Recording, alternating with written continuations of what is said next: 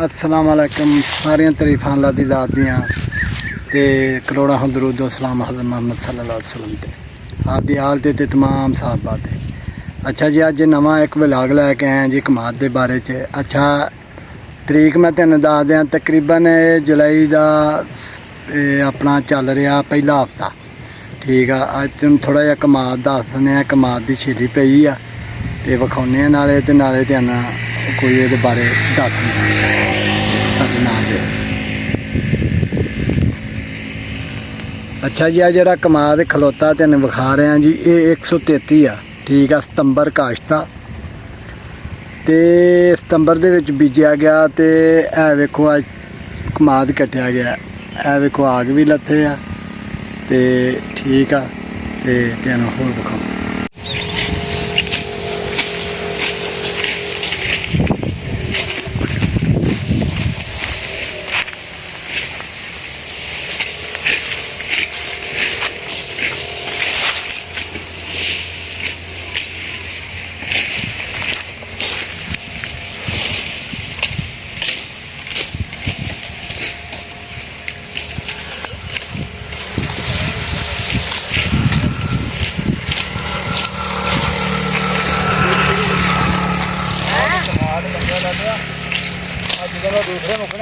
हाँ जी, गन्ने आ जाने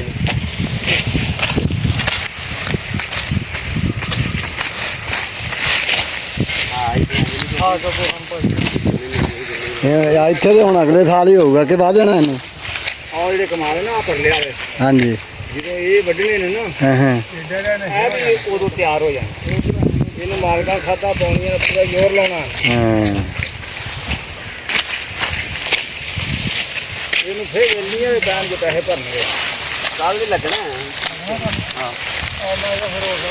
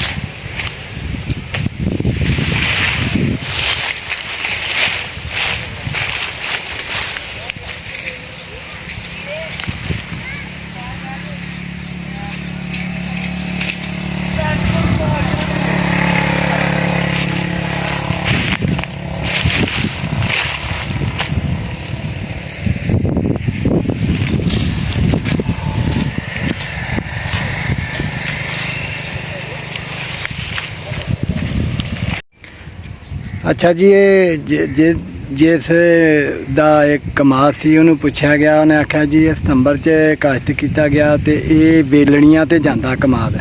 ठीक आ, ते उत्थे रौह के तौर पर इस्तेमाल होंदा वा। बाकी ये गन्ने विच मिठास कोई नहीं होंदी। बल्ला किद्दां मिठा करते हैं। ठीक आ, ते उन्हें आख्या भी इनू हुण कट के तो दोबारा इनू पानी देना, खाद शाद पानी है। इन्हें दोबारा तैयार हो के ते सीजन अपना इन्हें लाउणा वा, फिर कमाद हो जाना इहदा। ठीक आ, ते बाकी वेख लो साडे मुल्क दे किद्दां मतलब किसान मेहनत करते हैं फसल लैण लई, मुल्क दी तरक्की। लेकिन उन्हां लई भी इंतजामिया नूं चाहीदा कोई सहूलतां देण, कोई लैस करन खाद दे विच, पानी मतलब बिजली दे विच, ताकि वो अच्छी काश्त ते अच्छी पैदावार हासिल कर सकन। ठीक आ, इदां वेख लो कमाद उन्होंने वढ लैण लगे आ। इस तो बाद दोबारा उन्होंने ये मोढा रख के ते मोढा फिर इन्होंने वाह अपना वाह वूह के तैयार करके इन्हें दोबारा जाके दसंबर वाले सीजन दे विच इन्होंने वढ़ना। ठीक आ, ते ए वेख लो तुहाडे सामने कोई ये मतलब 2 नंबर ही नहीं, जुलाई का महीना, जुलाई की पहला हफ्ता चल रहा अज।